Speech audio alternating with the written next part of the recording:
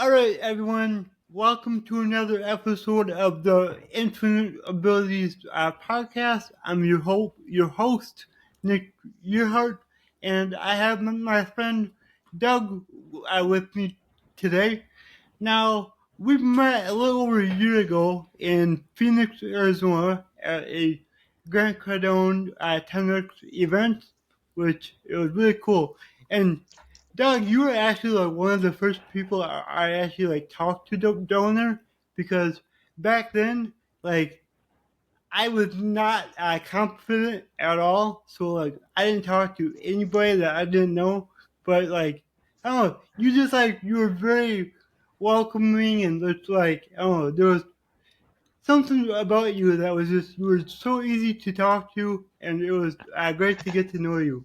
So thank you for that. Well, thanks, man. I don't hear that very often that I'm easy to talk to. So Really? you made my day already, man. That's Well, awesome. good. That's awesome. Um, Yeah, I yeah, just remember like it was just like you sat down on the couch and then next to me and just that's introduced right. yourself and yeah, we just kind of I kept talking. So yeah, it was Yeah, really that's cool.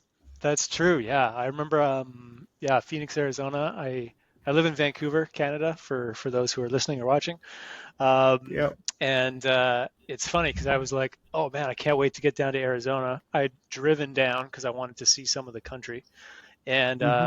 it was raining like crazy in Vancouver for weeks. And I was like, oh man, I can't wait to get down to Phoenix. It's gonna be sunny, it's gonna be bright, it's gonna be beautiful, it's warm. And I get there and it's cloudy, thunderstorms for like 2 days.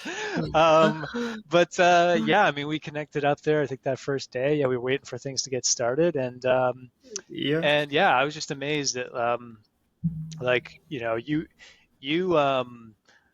like you showed me something different that day, to be honest, Hmm. because I just sat down. I had no idea what to expect from you, and Hmm. like you had this confidence about you though that I was like, whoa, that there's some. I hate to say something about this kid's different because we're like literally the same age, Yeah. but I was like, Right. man, this guy's different. Like he's here, he's getting better. Hmm. He wants to improve, he wants to speak. I think that's amazing. And Yeah. yeah, man, it's just a testament to who you are. Now you're doing the show. I'm just honored to be here. And yeah, man, thank you for the compliment already. You made my day, so I appreciate it. Well, yeah, and thank you, because like me looking back on that time, like I felt like I had no confidence. So Hmm. obviously, you've seen something where and that was when I was starting my journey, and I was working on it, but like I didn't think I had any confidence in myself at all. But it's Interesting. it's cool to know that you seen that I did. So that's awesome. Thank Yeah, you. yeah, for sure, man. So, can you tell us what you do? Yeah, Like how you spend most of your time? that's a great question. What do I do? To be honest, I've struggled with this question for much of my life. Um, I'm the kind of guy who I think on the outside looking in, people might look at and say, "Wow, this he does a lot of things." You know, I've been a basketball player. I was terrible in high school, and I wanted to play in the NBA, so I became good enough to get a college basketball scholarship. I went to school. I was good in school. Became a mining engineer because that's what my brother was doing. I actually wanted to go do something else, but I didn't see a path forward economically to really make sense of that decision at the time. And so I decided to Mm-hmm. follow my brother's footsteps and become a mining engineer. Um, and so I did that for a while. Unfortunately, that just didn't lead to a good life satisfaction, and so I started doing real estate. I became a real estate investor. I really enjoyed Mm-hmm. that. Got good, air quotes for those who are listening to this, good at real estate investing, whatever that means, and used that to catapult me into the next stage of life.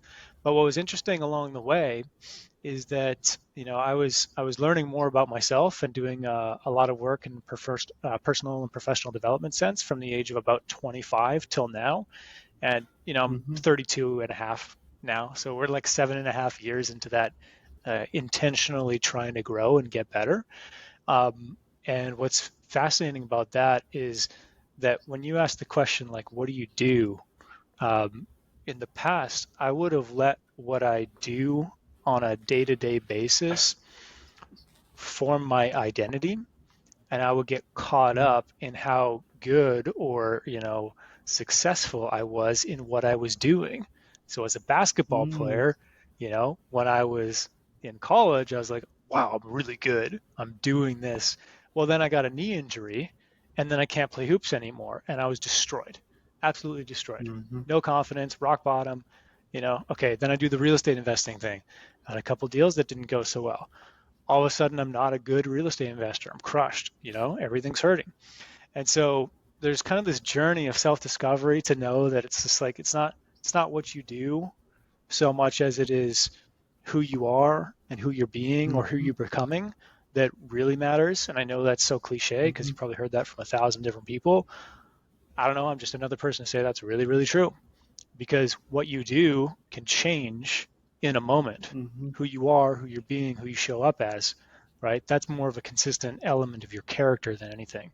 So what I do Yeah. today is I'm full-time looking for a business to acquire, and a Mm-hmm. small business. I want to be a small business owner. I've wanted to be one for well, really the past 3 years, and I've built an intentional plan to develop the skills I needed to become one of those people. And now I'm actively looking for that business. So that's what I'm doing. I still invest in real estate. I still do a ton of personal development. I love talking about these kinds of things and sharing these principles with other people and giving back.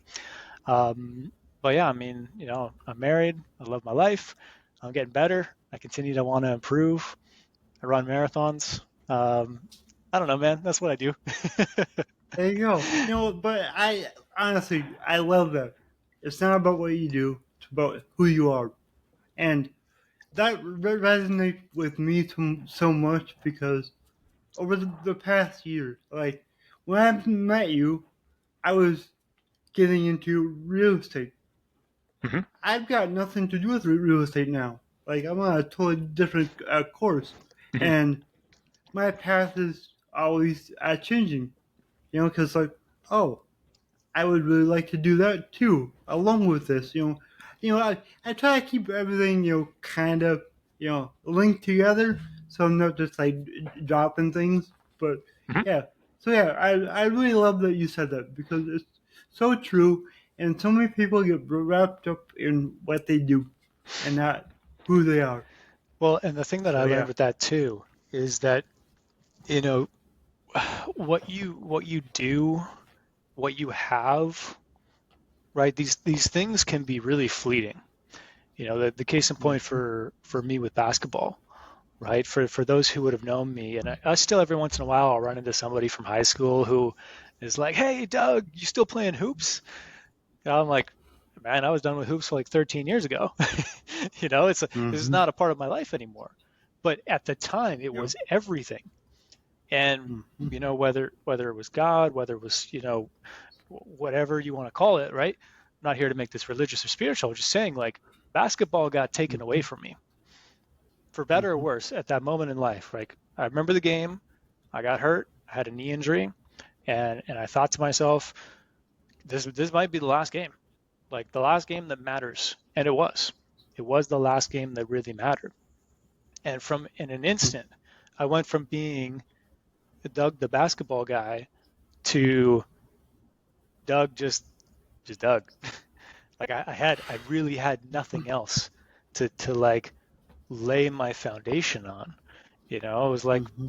building a house on sand, right? Mm-hmm. And then it gets pulled out and your house is gone, right? And then similarly with the mining engineering, right? Same deal. I thought it was the thing and then it wasn't. And then I stopped doing it and all of a sudden, what am I? I'm not employed. I don't have a job. I'm not a somebody, right? Mm-hmm. So this has happened multiple times in my life now.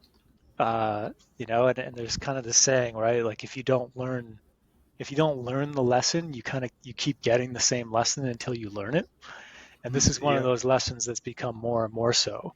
So, when I look at my life today and I think about some of the amazing things in my life, where I live, my relationship with my wife, even what I'm doing today, this could all get taken away at a moment. Mm-hmm. And so Yep. I have to be comfortable with who I am, not Mm-hmm. these external things in my life that could go in an instant. And that's been hard to come to grips with because the material world is so pretty and there's shiny objects and all these cool things that you can do, but if you're not Yeah. at your core feeling good, um, you know when these things disappear, then what? Mm-hmm. So yeah, man, it's a really Exactly. important lesson. Yeah, I agree. And I every word you said, I felt that. Like it's Good. so true, and it's something that a lot of people don't recognize. Hmm. They don't realize it until they do lose something, and then they feel like they're nobody. And Yeah. it's like you gotta learn how to lose and win at the same time. Yeah. That's kind of what I do. Yeah. I like that, Yeah. man. I like Thank that. you. Thank you. You're welcome. So, when was the moment you decided to become an entrepreneur, and why did you make that decision? Yeah, great question. I think I probably fought being an entrepreneur because so my dad's an entrepreneur. He started his business and they're coming up on their 30-year anniversary. He no longer owns it. He sold it in 2013 and, kind of slowly retired. Um, but like I had this entrepreneurial drive, but I Mhm, also have, if you look at my parents, my dad, entrepreneurial, street smart, got C's in schools, last pick on the dodgeball team in gym class, right? Like that kind of guy. mhm, Okay, so I got that. And then my mom is like book smart, super intelligent in the school sense, but mhm, really conservative. Doesn't take mhm. risks, you know, wouldn't jump off a 2 foot ledge if you asked her to, like, right? So these two Yep. things are just in my head. And you can Mhm, imagine it's like learning how to straddle this horse that wants to mhm, tear itself apart in some sense. It's like be conservative, but wait, there take calculated risks. And I've had to learn how to ride this thing, which has been yeah. really hard at times, right? So when you ask the question, when did I decide I wanted to be an entrepreneur? I don't know the exact answer. I think it really just boiled Mhm, down to when did I decide that I was going to uh, learn how to manage the strengths of both sides of my what's going on between my ears and try and yeah. minimize the weaknesses of it. That's it. And I would say that Mhm, probably started to happen when I was around 25, 26. I started to spend a lot more time really understanding who I was and mhm, and answering some more personal development questions, right? That came out of while I was in mining engineering. I was living in this super small town.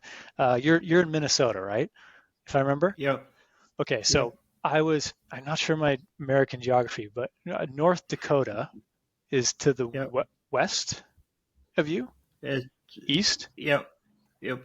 west, It's north, west. Yep. northwest. Okay, so Yeah. right above Yeah. North Dakota is where I was living. I was living in Saskatchewan, Okay. small town. So, anyways, I actually know exactly where that is. yeah, okay, So good. yeah. Okay, good. So, but Yeah. but North Dakota, right? So if people can picture what North Dakota is like, I'm assuming for most Americans, like a place I don't want to go, right? So, yeah, so Exactly. so Yep. this is Saskatchewan, right? And so, but Yep. here's the kicker. So I'm there. I'm working at this mining engineering job. I'm at the biggest potash mine in the world. Okay, like we're talking like miles and miles of underground tunnels you would have no idea exist. It's a huge place. Mhm. I'm Mhm. away from my home. I don't have any friends there. I don't know anybody. And my coworkers, they drink mostly Canadian beer, they watch hockey, they play baseball, and they farm. Mhm. And I don't do any of these things. I'm a city boy. Okay. So I have a really hard time making Yep. friends. And I don't have a whole ton of Mhm. confidence either because, I'm still 25 figuring myself out. So, anyways, what this does for me though is I'm living on this ranch outside of this small town. There's no distractions. And I remember coming to a point where, I was outside in the back. The people that I was living with, they had a hot tub. Really, kind of a nice place actually. I'm in the hot tub, and I see the stars. And for people who don't live in the city, you know what it's like when it's a clear night out and you can see Mhm. the cosmos. If you're in the city, you don't Yep. know what I'm talking about. You don't know what this experience is to feel so small and to know that the world is so vast. So I'm looking up at the Mhm. sky, and like my life is just like I'm 25. You know, I'm making good money, more money than my friends typically, right? For that same age time. I own some real estate. Mhm. I'm doing all right. And then I was like, man, is this it?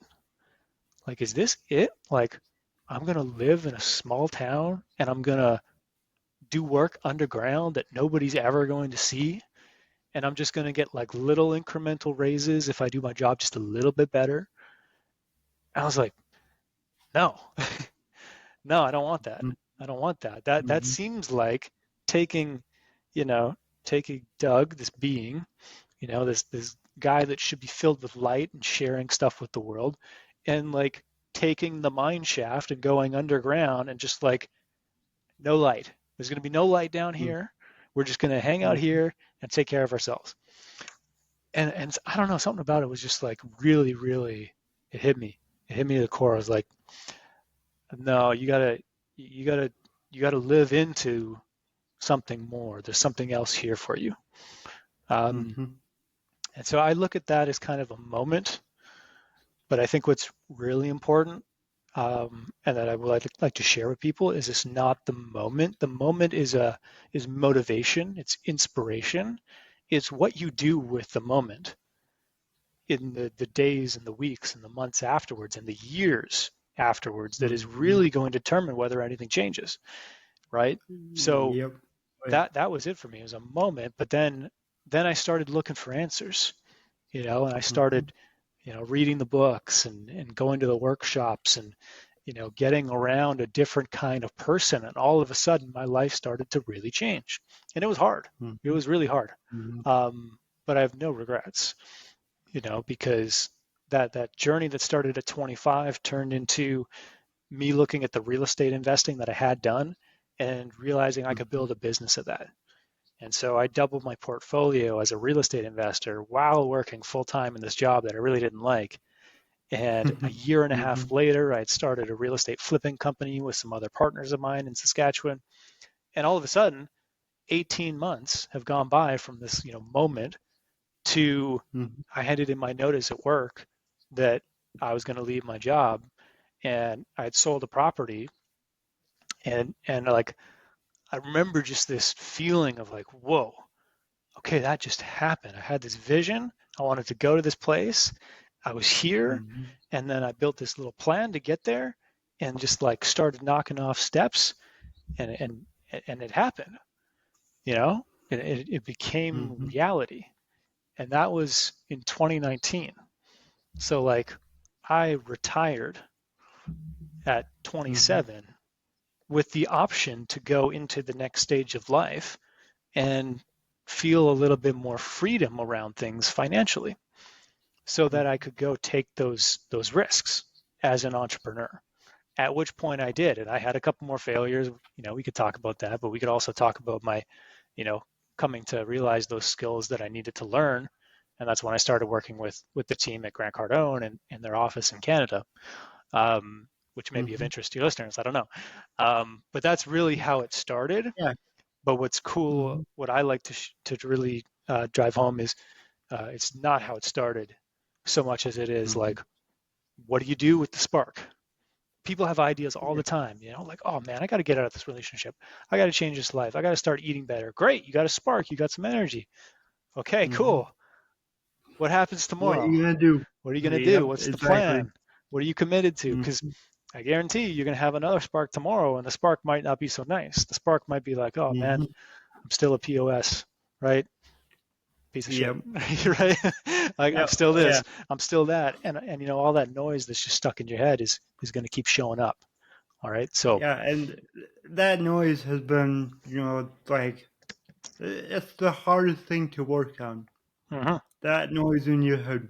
That's something that I help people with, and it takes time, it and you does. really gotta become aware of yourself and who you are, and more important, who do you want to be?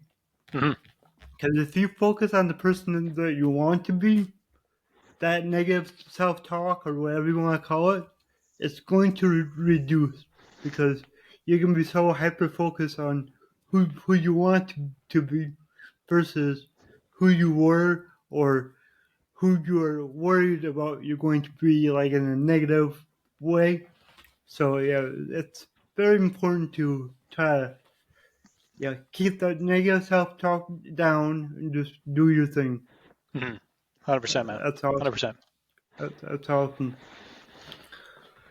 So, how has your journey been with Grant Cardone and the team and everything? Yeah, well, I have kind of a unique perspective on that because as part of my journey to want to become a successful business owner, um, I didn't do it just like, oh, I saw some cool thing on Instagram and like, yeah, entrepreneurship seems cool. I should go do that. Mm-hmm. I think that's a really good way to get your face beat in. Oh yeah. Because being an entrepreneur is challenging. There's Mm-hmm. and there's a lot of false expectations about there about what's required to be Mm-hmm. successful in it. So when I set out with a new plan after I had gotten some losses as an entrepreneur after I left my job in the mining industry, one of the first things I realized I needed to get better at was sales. And I Mm-hmm. thought, well, what better place to learn how to get good at sales than to sell sales training for Grant Cardone? I'm like, this guy's online, he's Mm-hmm. whether you love him or hate him, and he can be a very polarizing figure.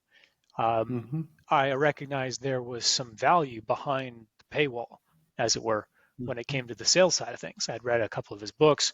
Um, I was, buddies or kind of acquaintances with the guy who had started Grant Cardone Canada. So I called him up one day and I said, hey, can I come work for you? Can I get an opportunity here? And, I ended up interviewing and sharing a little bit more about what I wanted to do. And, within a few weeks, I got the job. And so I Mm-hmm. go in there and yeah, it was really humbling because here I am. I'm 30 years old.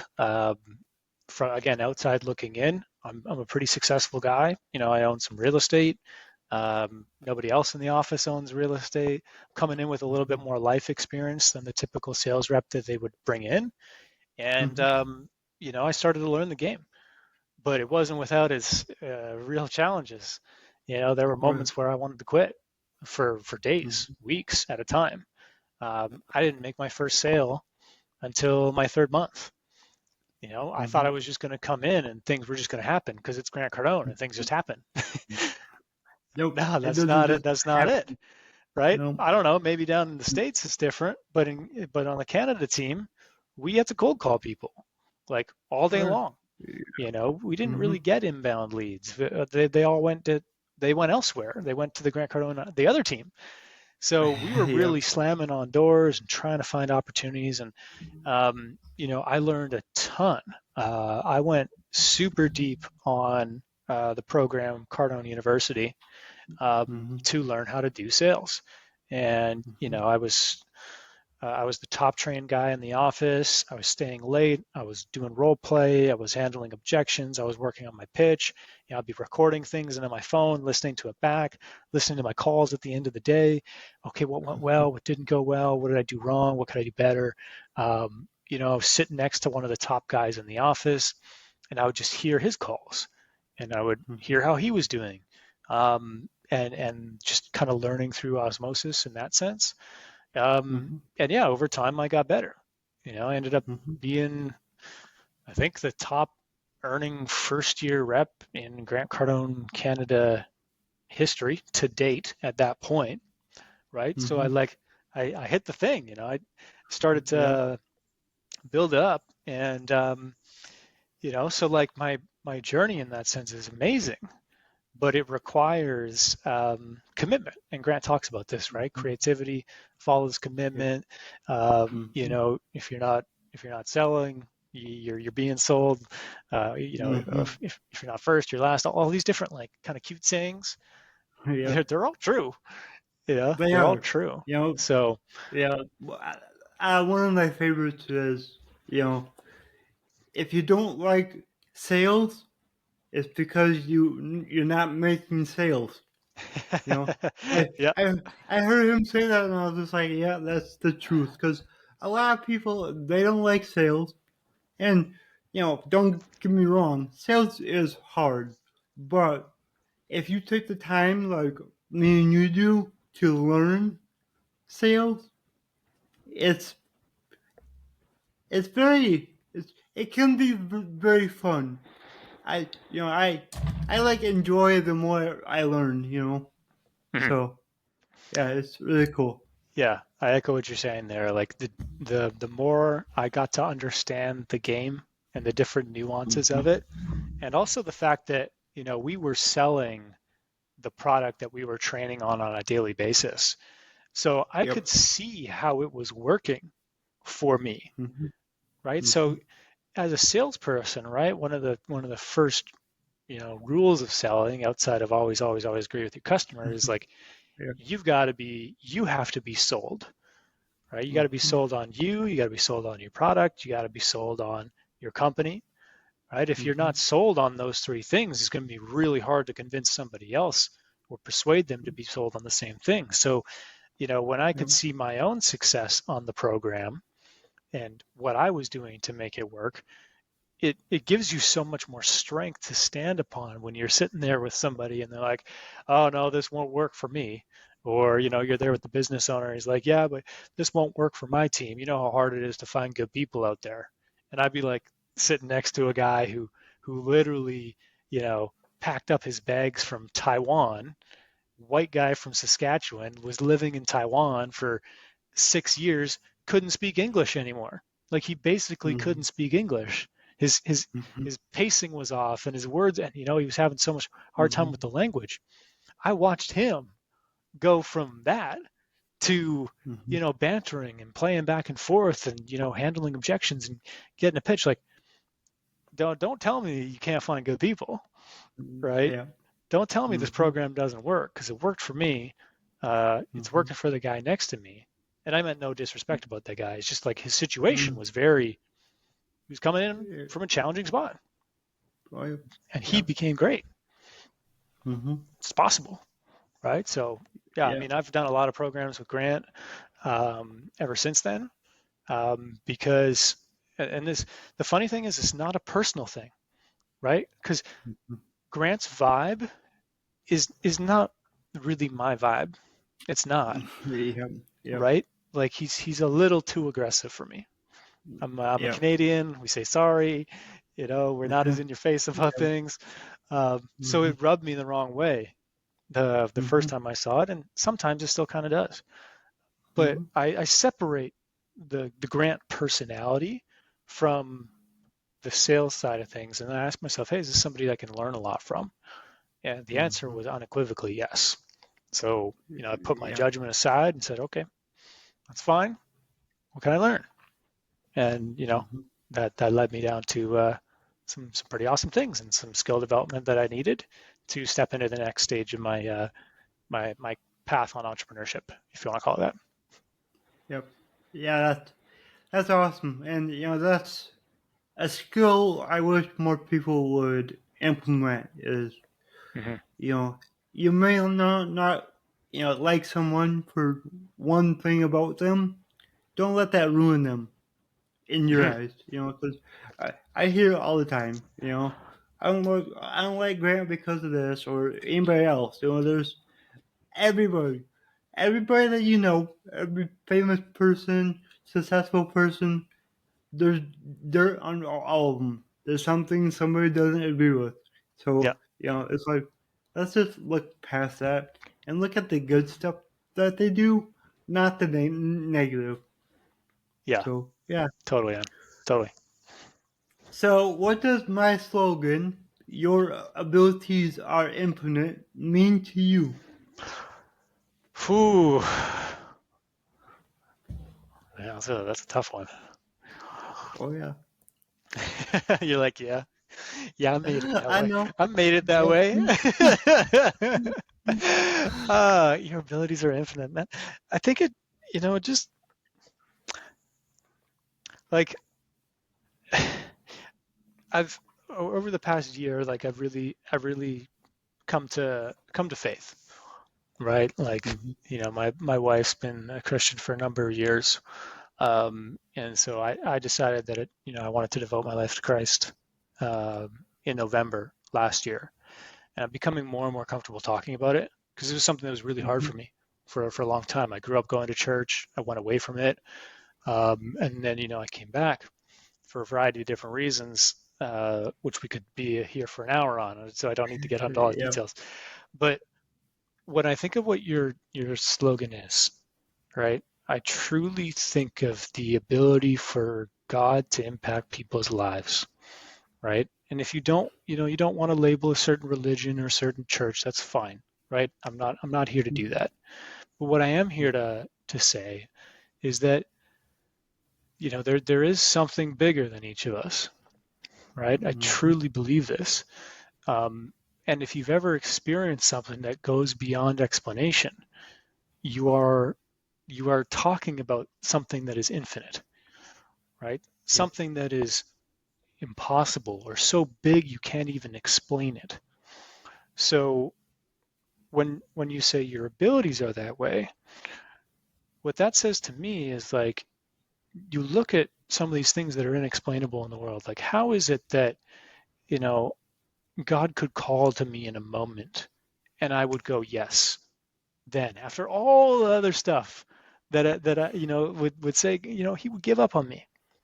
No, like Mhm. that love, that call was infinite. It never stopped, right? Mhm. And it called to me, and it got me in, and now I'm here. How cool is Mhm. that? I can't explain it. Yeah. I can't Mhm. explain it, right? So at the same time, right? Like if you were to look at me 3 years ago, I had no sales skills. Maybe a little bit. I don't know. Maybe a little bit of natural, but like I didn't understand sales process. I didn't Mhm. understand how to handle an objection. I didn't know what a pitch was. I didn't know how to close. Mhm. I didn't know how to follow up. So Mhm. my abilities were very finite. And yet, Mhm. through intentional discovery and having a big vision of where I wanted to go, somehow I was able to tap into this, infinite intelligence, this Yep. the quantum field, God, right? Mhm. And my abilities were able to flow through that energy, right? So without getting all woo here, Mhm. it's just recognizing that there's something bigger at play.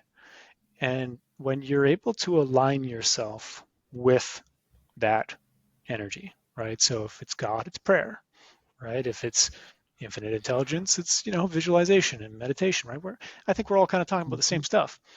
When you align Yeah. yourself with that source and you feel that tone in your body that says, hey, you should go do this or you shouldn't do this, I pay really close attention to that now because when I Mhm. hear those things going on in my life, that tells me that something is pushing me or pulling me in a certain direction. And when I do that, the ability to follow through and do well in whatever that direction is tends to always happen, right?